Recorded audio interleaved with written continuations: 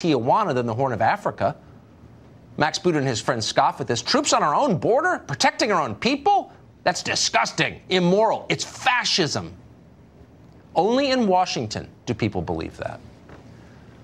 Douglas Macgregor is a retired colonel. He's author of the book Margin of Victory, 5 Battles That Changed the Face of Modern War, and he joins us tonight. Colonel, thanks very much for coming on. It is in no way to denigrate the service of our troops who are improving the lives of foreigners, a lot of foreigners in a lot of different places. But why do you think it's so repugnant to our leadership class that they would help protect us? Well, first of all, let me point out, contrary to what Brother Boot is saying, there are no Russian armies massing on the borders of Europe prepared to strike west and conquer Europe. None. There are no Chinese armies massing on the borders of Southeast Asia or on the border with Korea ready to pounce on the Korean Peninsula or invade Vietnam and Thailand. They don't exist. So there is no imminent threat, contrary to popular belief.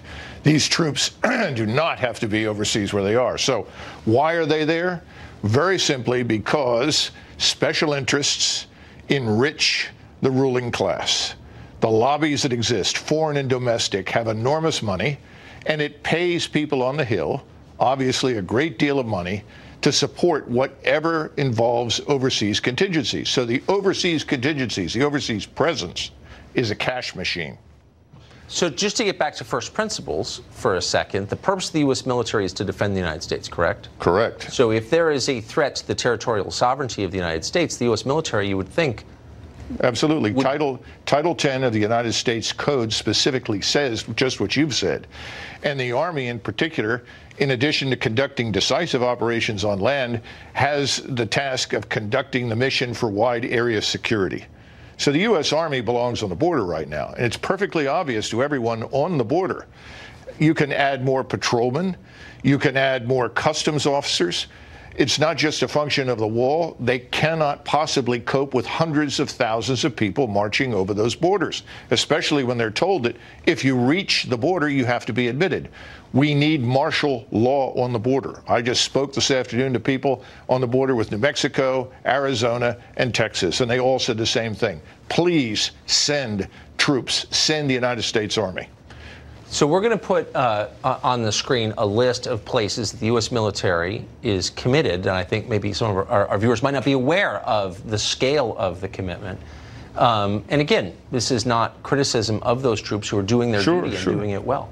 But they were sent by policymakers who see what they're doing in Denmark, Fiji, Finland, France, we're going to keep scrolling here, as a good deed. But why would it be offensive for them to protect this country? I don't understand. Why is one good and the other bad? Well, the Democrats look south and they see voters moving across the border.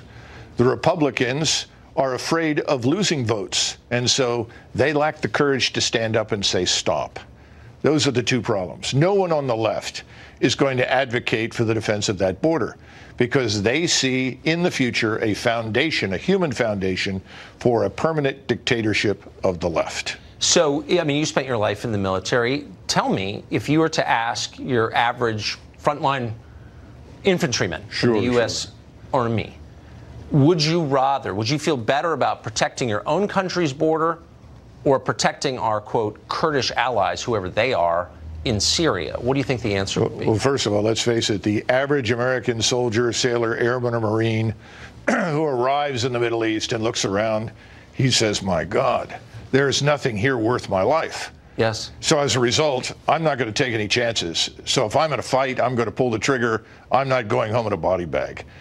The average soldier, sailor, airman, or Marine doesn't see anything in Afghanistan or the Middle East, or for the most part in Africa, that justifies the loss of his life. So, to answer your first question, they would all be delighted to defend the United States, to defend our borders, particularly the Mexican border, without question. The generals, of course, are part of the ruling class here in Washington. They're not interested because they look at the same cash machine. How do we justify bloated ground forces, a huge Marine Corps, a large Army, massive investment in surface fleets if we pull back and we admit there really is no justification for it overseas? Can't be done. Grim but smart. Thank you, Colonel. It's great to see you. It always is. Great to see you. So why should the United States maintain troop forces in 163 foreign countries, hand out billions in aid every year, if it fails even to secure its own border? David Teferi is an international lawyer who advises